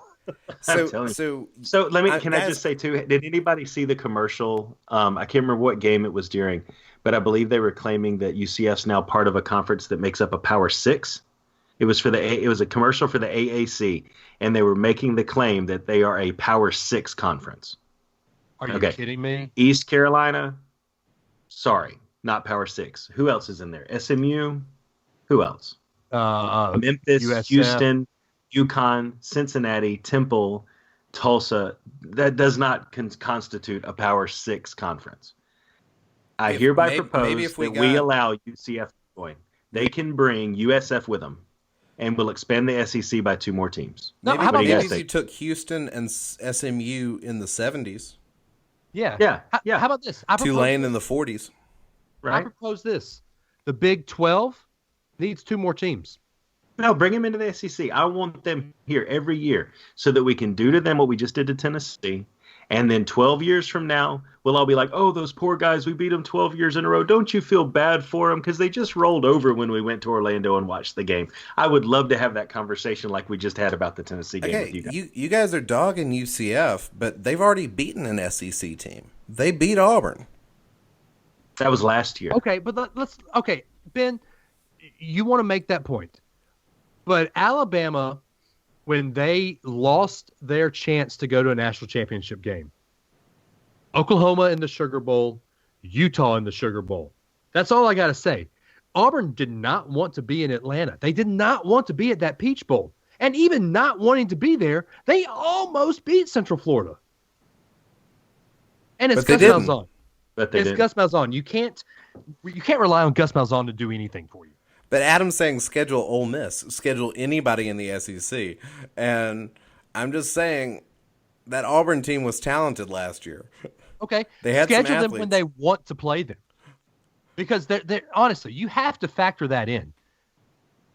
Did Alabama want to be in the Sugar Bowl against the Utah Utes? I didn't even know what a Ute was in 2008. Let me speak to Mr. Foster's point for a second. My point is schedule someone in the SEC because we've all agreed on the show. And what is it we keep saying? Any given Saturday, one team can beat another team. And it could be a total fluke. Purdue versus Ohio State. For whatever various reasons it happens, a team that should not beat another team can rise up and do it. UCF's claim that they're making right now is that with a 20-game win streak and being undefeated for 2 seasons in a row, that they are an elite program that deserves to be nationally recognized for it and allowed into the playoff. The only way to settle a debate like that is to consistently play at least 1 or 2 opponents every year that are top tier. When you beat those teams consistently and not in one bowl game, then you have a right to make the claims that they're making now. So who in the SEC, if they're scheduling one SEC team, who would satisfy you if UCF goes undefeated, and what would get them into the playoff if they beat an SEC team? Who would it have to be? Is South Carolina a quality enough win to justify UCF getting into the 4th spot? If they travel to Columbia and beat South Carolina by more than a field goal, yes, absolutely. If they can go into if they can go into an SEC team's home like that against a team that's coached by a person like Will Muschamp, that I never give a lot of credit for, but he's a coach in the SEC, I think a team like that, fine. I would give them that. What if they trounce Tennessee and Knoxville? I'd give them that too. I mean, they're having a down year right now, but I think if you can go into one of these big stadiums and go into a big stage like that, and it's not, but it has to be consistent. It has to be a home and home. 2 years in a row, it has to be something that goes on for multiple years. It can't just be one scheduled game, and then you walk away from it and go start playing East Carolina again. So you guys just said beating Auburn last year shouldn't count for this season, but now you're saying they got to schedule a home and home. There. Sorry, it was one game. It was one game. They're making a case that they're an elite program that should be treated like an elite program because of one win they had last year. I'm sorry, UCF. The NCAA does not award national championships. It does in football. It awards national championships in every other major sport except for football. That's done by the committee and nobody else. And one game against one SEC team on one day does not make you an elite program. Going through the schedule that the SEC team, like in LSU, to Dave's point, the schedule that LSU's had to go through and they've only got one loss, that's an accomplishment. Being undefeated in a regular season where you've played who UCF has played, it is like a cakewalk when you've built a good program like UCF has. Now let's see them put it to a real test consistently. So if this UCF team goes undefeated this season, what would have to happen for you guys to put them into the playoff? Is there anything that could happen? Not this season. No, not with the schedule that they're playing. If Alabama lost, if Clemson lost twice, if Alabama lost twice and Clemson lost twice, well, yeah, I mean, yeah. If you've got a bunch of 2 and 3 loss teams and you don't have 4 1-loss teams, I think then you could have UCF be up there in the top 5. But so you'd need a bunch of 2-loss teams. At least. You would need a bomb. You would truly need a bomb to happen. Chaos. Dogs and cats living together type stuff. Okay, well. Biblical. Okay, so let's just say for the sake of argument, Alabama, Clemson, and Notre Dame dominate the rest of the way. Okay? So they're undefeated. Sure. The fourth spot's open, okay? Yep. Let's say LSU loses to Bama. They've got 2 losses. Let's say Michigan loses to Ohio State or some other team.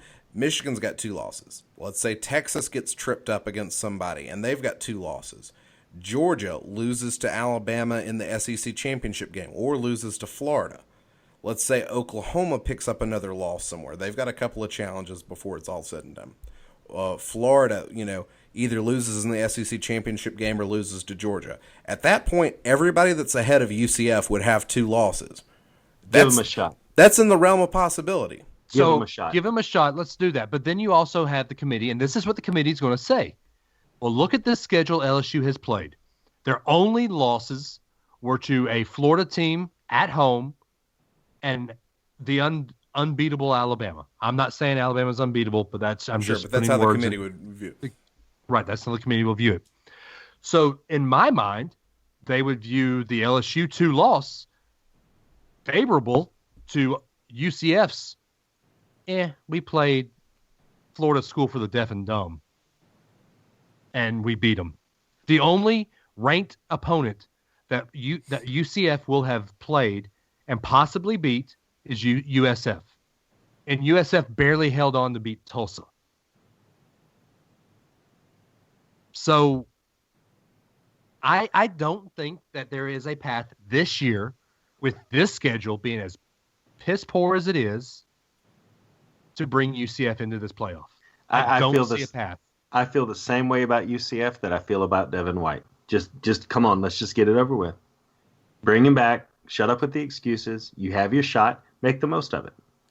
And I think that if you have an undefeated UCF versus a bunch of 2 losses, I think you could make a case. Would it happen? I doubt it, but I think you could make a case.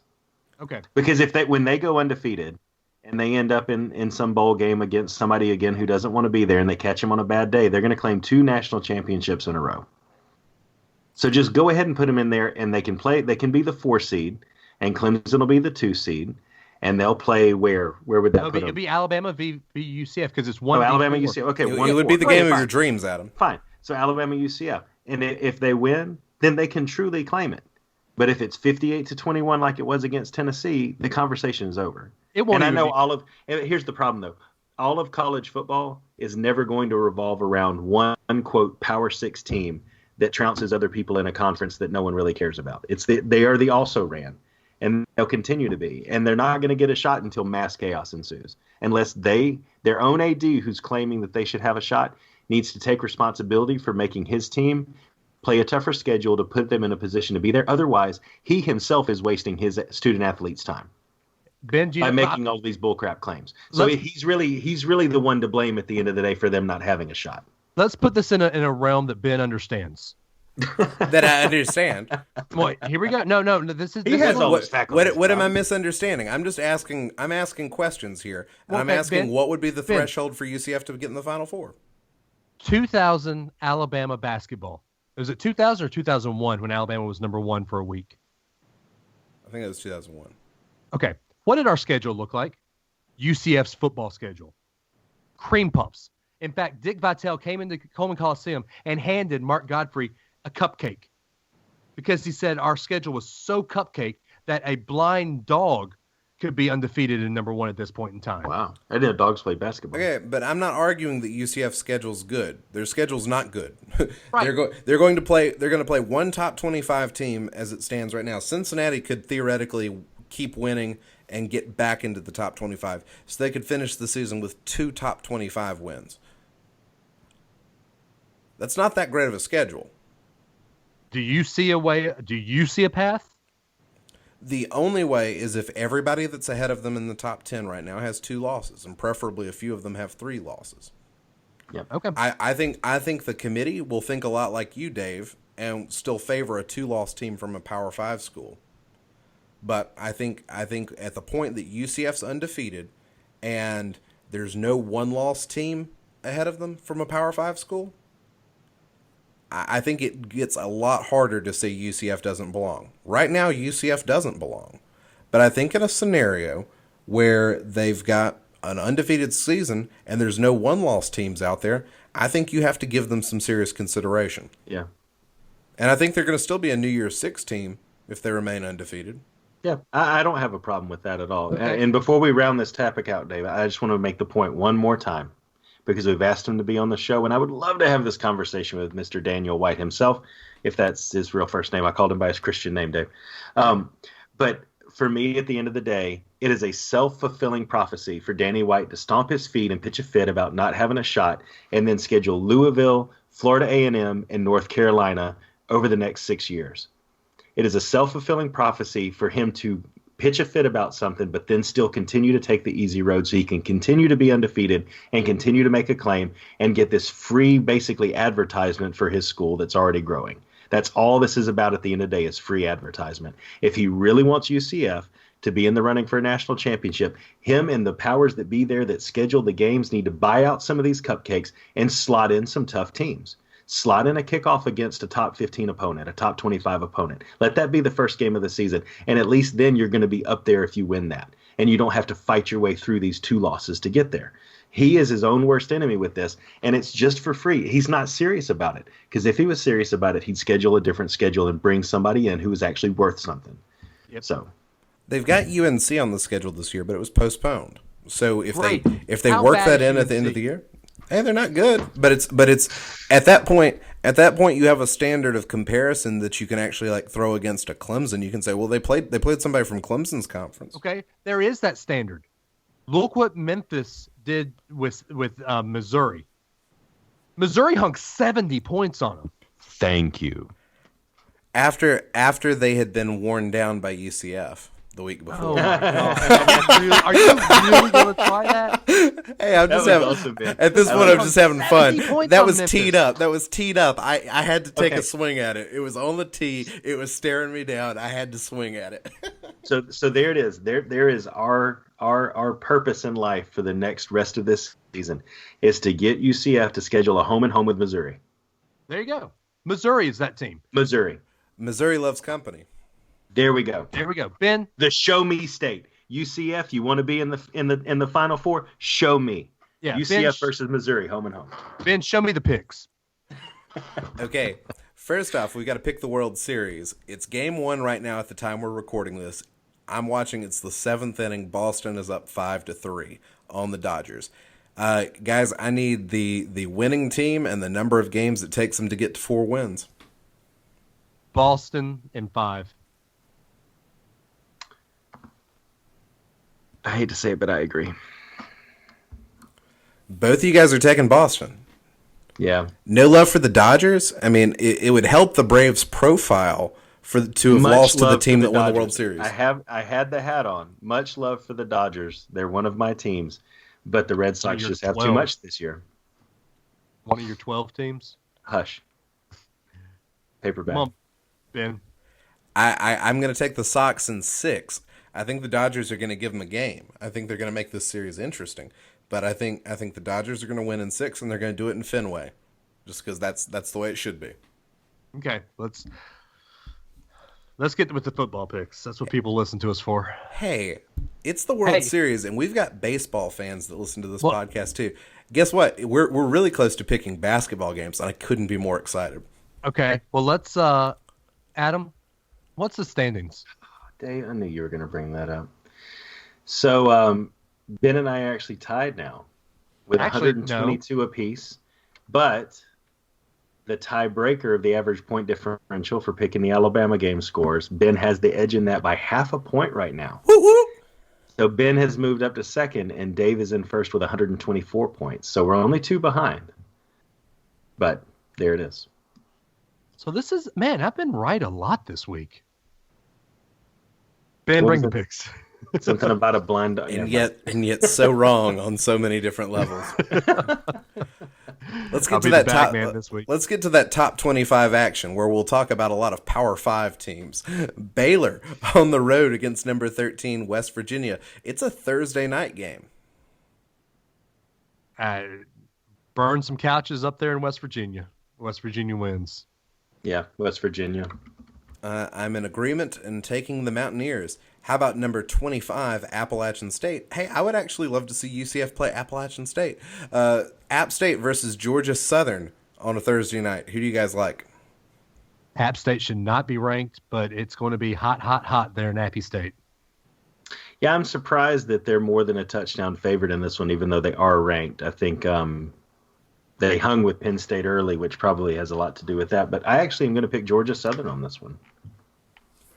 I think App State is actually kind of legit, especially when they're playing somebody like Georgia Southern. I will take the Mountaineers. That's 2 games in a row where I've picked Mountaineers. All right, number 23, Utah taking on UCLA on a Friday night game. It's Pac-12 After Dark, Friday edition. UCLA is just not good. I'm going to go with Utah. Yeah, I completely agree, and there's about all you can say about that. The tickets on there are 1,938 tickets as low as $6. So if anybody wants to go to the Rose Bowl for a $5, this is your chance. UCLA has 2 wins. How did that happen? They beat Arizona. Is UCLA on a hot streak? Are they putting things together? No. I'm taking the Utes on the road. Number 2, Clemson. Number 2. The Utes are one of the Native American tribes of Utah. Sorry, that was a My Cousin Vinny reference. My bad. Yes, Oh, okay. I understand. I've never seen My Cousin Vinny. What? Gasp. What? Number 2, Clemson taking on Florida State. I would love to see Florida State play UCF. All these teams, I'm just going to be like, UCF, you could play them. Number 2, Clemson taking on Florida State in Tallahassee, 11 a.m. Saturday morning. What's going to happen? This isn't the game it should have been 2 years ago. Clemson's going to trounce them. 2 words. Willie Taggart. Tigers roll. That was 4 words. It's going to be early. It's a road game. I think Clemson is actually going to struggle with production in the first half and then run away with things in the second half and get the big win. I'll take the Tigers. Number 20, Wisconsin. The Badgers travel to take on Northwestern, who are actually atop their division with a 4-3 record. Who's going to win this game, guys? Wisconsin is not good, but they're going to win this game. Yeah, Wisconsin's finally ranked about where they should have been at the beginning of the season, but I think they'll take it over Northwestern. I'm going to pick Wisconsin as well. Kansas State taking on number 8, Oklahoma. The Sooners trying to make a case as a one-loss team to be in the playoff. Will they get the win against a 3-4 Kansas State team? I really hate Alabama bye weeks because this is such a boring football week. Oklahoma. Agree. Boomer Sooner. I will also say Boomer Sooner. Hey, here's a top 25 matchup. Number 18, Iowa, taking on number 17, Penn State. Penn State. Iowa's 6-1, Dave. Are you sure? Penn State. Iowa might win the Big Ten. Yeah, this one I wouldn't be surprised if it's an upset, but it's at Beaver Stadium, so I'm going with Penn State. Yeah, Penn State is a great team. They're not an elite team, but they're great enough to beat Iowa in this game. So both teams will have 2 losses when this one's over. I'll take the Nittany Lions. Hey, here's a top 10 matchup. Number 9, Florida, taking on number 7, Georgia. Wait, let's pick SEC games in a minute. We'll get back to that. Let's move on to the American Athletic Conference, where football is played. Number 21, South Florida taking on Houston. South Florida needs to remain undefeated just to even keep UCF in the conversation. Do the Bulls stay undefeated? Houston is a 7.5-point favorite last time I looked. Major Applewhite wins this one, and UCF falls. When you only beat UConn by 8, you follow that up by losing to Houston. All right, both of you guys are liking the home team. I am going to take the Bulls on the road, like what South Florida is doing in that very legitimate Power 6 conference. Sorry. I'm sorry. Number 15, Washington, taking on Cal. Who do you guys like? Washington. This is a horrible week. The Pac-12 is atrocious, isn't it? Yeah. Washington. I'll take Washington as well. Number 22, North Carolina State. NC State responding after losing to Clemson. They're taking on Syracuse, who likes to give Clemson trouble. Who wins that game? Wolfpack for life. Yeah, Wolfpack rebounds and beats them. I'm going to take Syracuse at home. Upset special. Here's a top 25 matchup. Get excited about this one. Number 14, Wazoo, taking on number 24, Stanford. This game is in Palo Alto. Who do you guys like for this Pac-12 game? Stanford. The Pirate had one dirty trick up his sleeve, and I'm going to take Stanford here. Wow, look at you.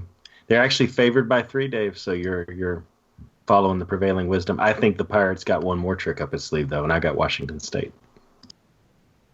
My concern is that Washington State is conspiring with the conference to keep winning, and so I'm going to take the Cougars on the road just because I think there's a conspiracy with the conference headquarters. Wow.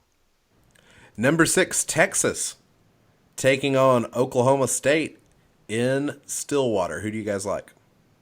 Texas is peaking at the right time. Tom Herman's got those boys playing. I got Texas. Yeah, I'm surprised they're only favored by 3.5. I think it's going to be bigger than that. I've got Texas too. I'm the only one who said Texas should be in the top 4. I'm going to pick the Longhorns.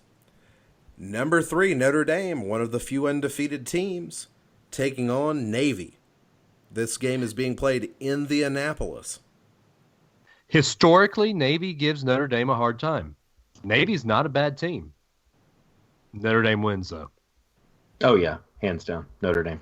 Navy's 2-5. Notre Dame remains undefeated. All right, Pac-12 after dark. Number 19, Oregon Ducks, taking on the Arizona Wildcats, who are 3-5. Arizona's atrocious. They've got Rich Rodriguez's son as a quarterback. Oregon rebounds and wins. Yeah, I got the Ducks too. I will say quack, quack, quack as well. All right, let's pick those boring SEC games now because there's only like one thing that's exciting. The 11 a.m. game, Vandy taking on Arkansas. This is not that exciting game I was talking about. Both teams with losing records. If either team wins, they will still have a losing record. Who do you like in this matchup? I got Arkansas just because coin flip. I'm going to go with Vanderbilt and try to make up some ground here. Okay. I would be inclined to pick Vandy because I think they are the better team, but I think Arkansas is at home and they are bigger and more physical, which will, over the course of 4 quarters, be just enough to get the Razorbacks across the finish line. So I will take the Hogs. I'm going to skip that big top 10 matchup and come back to that in a second. Number 12, Kentucky, taking on Mizzou. This one's being played in Columbia. Who do you guys like? I got Kentucky with this one. Are you guys surprised that Mizzou is favored by a touchdown? I really am, actually. I mean, I don't know that. I think Drew Lock is the main reason. And Kentucky Kentucky doesn't produce a lot. They score. They win in low scoring games. Yeah, I'm tempted to pick Missouri, but I'm going to go with Kentucky on that one. I think they pull it out at the end. So Adam's taking Kentucky. Dave, who did you go with? Kentucky. Both of you guys are taking Kentucky. I am all for the Wildcats getting into the top 10. They're knocking on the door. It would be great to set up that game with Georgia being a top 10 game next week. But I don't think it's going to happen. I'm not sure Kentucky's got enough. I think they may run out of steam here. I am going to take Mizzou at home. All right, number 16, Texas A&M taking on Mississippi State. This one's being played at State. Who do you guys like? Texas A&M. It's time to bench Nick Fitzgerald. Yeah, I think Jimbo leads them to victory here. Texas A&M. I will go with the Fighting Jimbos as well. All right, Tennessee on the road at South Carolina. Both teams have 3 wins on the season. Who picks up their 4th win here? South Carolina. Yeah, it's been hard for me to pick South Carolina this year, but I think they'll actually take it over Tennessee this week. So I'm going to pick South Carolina, surprisingly. What if Tennessee makes a quarterback change? I actually think they might be able to move the ball down the field against an inconsistent South Carolina team. If that happens, I think Tennessee's got a chance. So I'm going to pick the Vols on the road. Who are you? Second SEC win. It's all of my volunteer friends that I've made in Knoxville in the past 3 or 4 I told days. you he was getting soft. I'm getting soft. I'm soft on the Softy. Vols. I'm soft on the Vols. Softy. I'm taking Tennessee. All right, one SEC game left to pick. That is the 2:30 game, the CBS special. It is a top 10 matchup that I previously mentioned and then moved to right now. Number 9 Florida versus number 7 Georgia. Who do you guys like for this one? Where does ESPN have the spread right now? 6.5 for Georgia. I am really tempted to take Florida because I think that this isn't last year's Georgia team. I think Florida wins the points, but Georgia wins the game. I don't think it will be a 6.5 point game. I think if you're betting, you take Florida, but if you're betting the money line, you take Georgia. I got Georgia winning, but less than 6.5. Yeah. I'm tempted to. I just think that when you put Dan Mullen up against Kirby Smart, I think Kirby's going to be able to coach the team past a top 10 matchup like this, and I've got UGA winning. So both of you guys Benjamin. Okay, so real quick, Dave, you went with Georgia. Adam, you went with Georgia. I did. I'm going to have to agree. I think experience matters, and Florida, while they're playing really good football now, is not ready for the moment like Georgia is ready for the moment. Georgia's going to be focused, and Georgia's going to play good football. I will take the Bulldogs to pick up this win. So those are the picks, and now I think it's time for some sideline warnings. Go ahead, Ben. Historically, you lead it off. Yes, here we go. My sideline warning is a bit of an interesting one. This was posted to the MLB Instagram account, and it is a quote from Bobby Dickerson, who coached Manny Machado and played with Deion Sanders. And he said, "No one realized what a great guy Deion Sanders was. Everybody only knew prime time." And essentially, Bobby Dickerson is bringing Deion Sanders into the debate about whether or not Manny Machado is a dirty player, whether or not he's a jerk on the field. And to that I say, be quiet, old man. Bobby Dickerson, quit talking about Deion Sanders. This has no relevance to the Manny Machado conversation. Machado is a jerk, and Sanders is a showboat. Those are two very different things. Deion Sanders did not spike guys, did not start fights. He was just flashy, and he could do it because he was a two-sport athlete.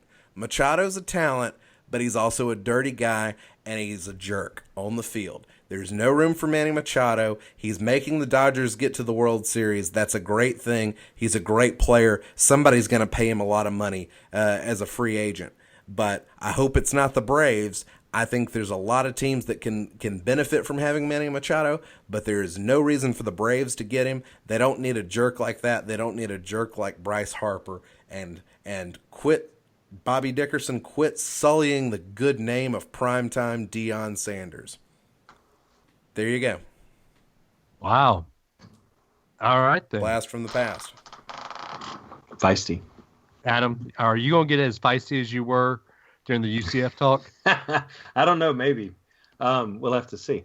So my sideline warning this week is out to one Jim Harbaugh. We all saw, I think, what happened this weekend. Michigan State has had a 12-year tradition since D'Antonio's been there where they do a 100-yard walk of the team down the field during every pregame. And there's never been an issue until there was an issue this week. And we all saw what happened with the Michigan players still on the field. Michigan State kept walking past them. Then the player came out and used his cleats to dig up the Sparty logo and all of the chaos that ensued from there. So for me, I think that one of the things that stands out about college football more than anything else, and I'd say there's some of it in other sports, but not as much as tradition in college football, and things that happen before every game, things that you just don't get in the way of. And especially with something like this, when you look at what Harbaugh said was that they were aware that they did a traditional walk and we contacted them. Well, of course you're aware what your rival team does. You play them every year and you're very aware of what they do. They sent him a book, Pregame Operations. This is the quote from Harbaugh. They gave us a time. It'll be at 9:45. We said, okay, great. Then, well, it might be 9:55. But it happened 10 minutes after that. And there was no kind of heads up or, hey, could you guys please leave the field? So if you knew that it was probably 9:45 or 9:55 when it was going to happen, you should have already been off the field, Mr. Harbaugh. You were given a time. You decided to let your players stay. And then you come back and say that their strength coaches are out there leading the walk. Assistant coaches are out there. Coach D'Antonio was right behind it. That had all the earmarkings of an orchestrated Stormtrooper march. Of course it was orchestrated. It's something they've done for 12 years. It's planned ahead of time. They've let every other team know they're going to do it. And you've been the first coach and the first team that's decided you're going to be a jerk about it and stay on the field and now let your team then make a scene. And not only do you let your team make a scene, you backed up the guy that tore up the logo in the center of the field.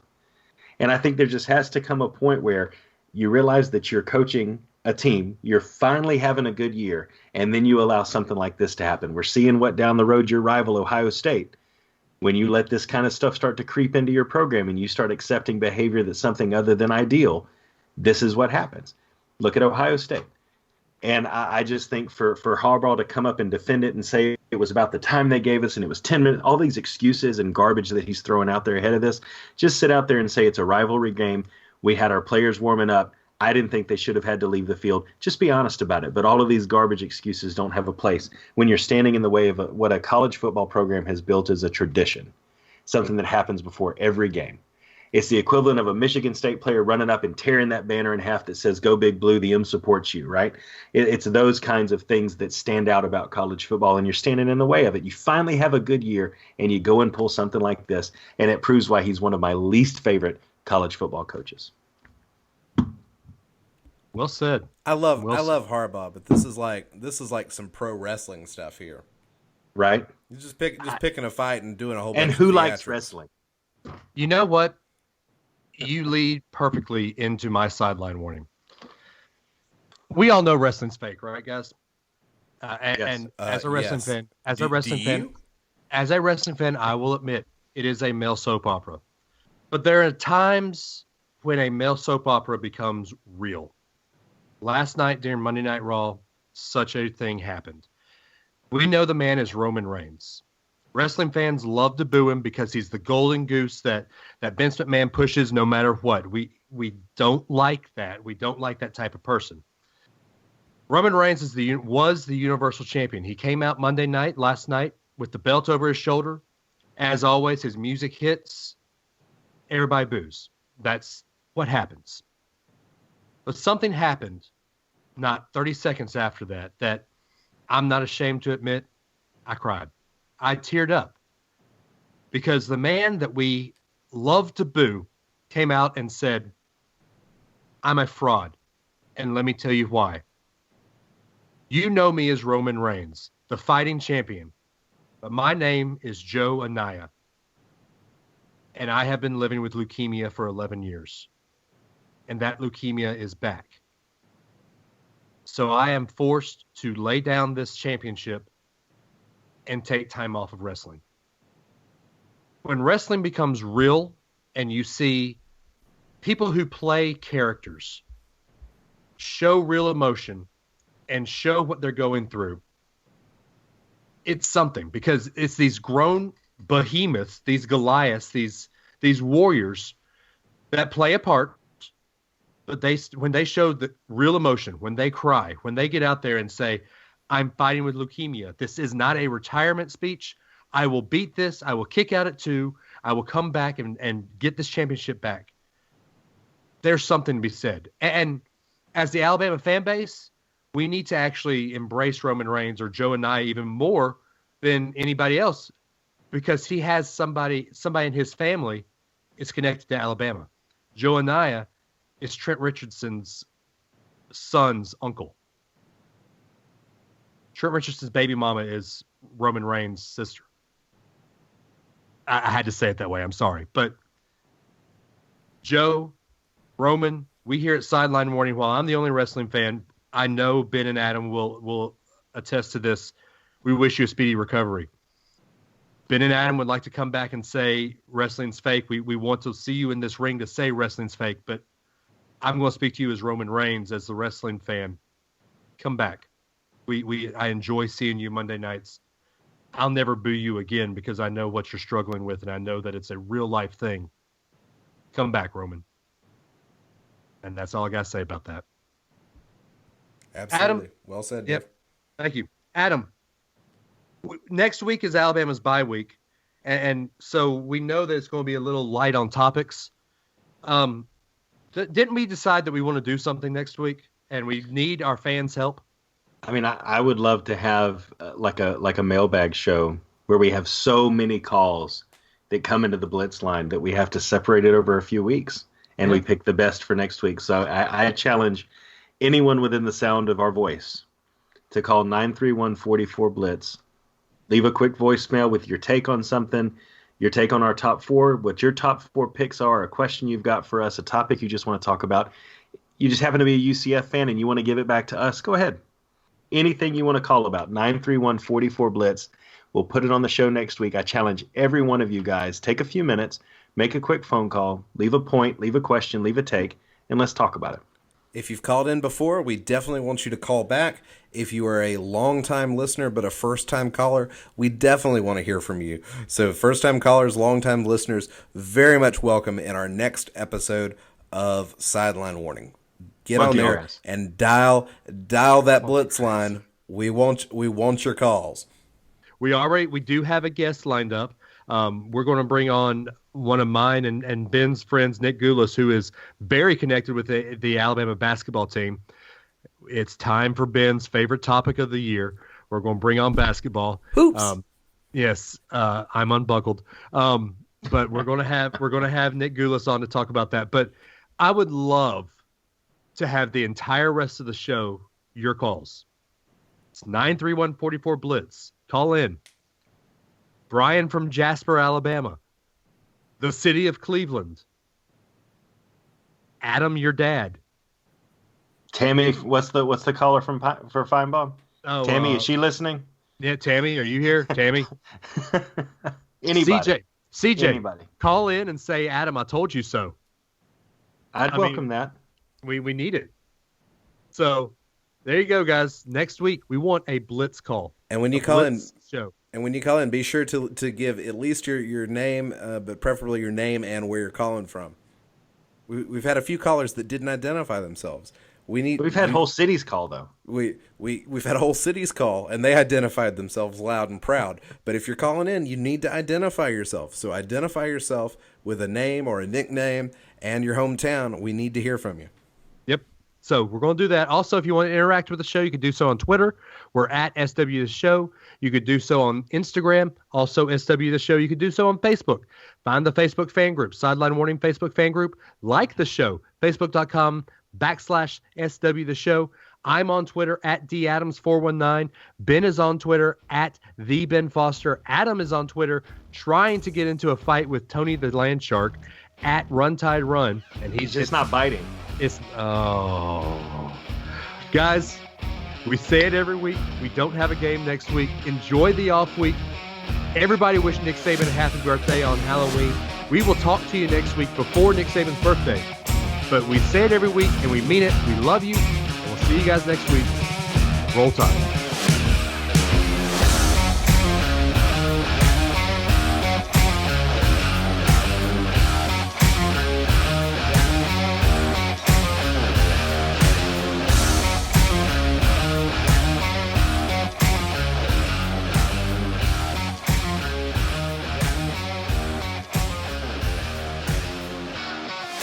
The bulk of my editing is going and finding all the clips for the outtakes. Adam, I just want to say I smoked a cigar with no problem. With no problems. You also didn't puff it and inhale it while walking. I walked side by side with you from the stadium back to the car. I smoked the same cigar you smoked, the same walking distance. That's gross. Not the same cigar. The same type of cigar. We had. The point is, not everybody has the healthy constitution that I have. But Ben, are you saying that Ben did not inhale? Is that what you're saying, Dave? Yes, I'm saying Ben did not inhale. He did not inhale. Adam, what are you wearing? A Dodgers hat. What is this? That's my second team, man. I thought you were an Angels fan. I thought the Angels were my your American second League team, man. Have you? So you have 3 teams? I have 4. Dave, have you checked the weather? It's really fair outside. I think it is. In fact, that might be how I bring him in. I'm not going to bring him in. So I think that at the beginning of the season, somebody wore this hat on one of the first podcasts we recorded to talk about baseball. Before the season started and anyone was in the World Series. I think it was me. Oh, okay. How are you a Dodgers fan? There's something about the teams out there in LA, man. I don't know. I spend a lot of time out there. Because he spends a lot of time at Anaheim. The Dodgers are terrible. They're disgusting. Everything They're about them. They're failures. Dave, cut that out.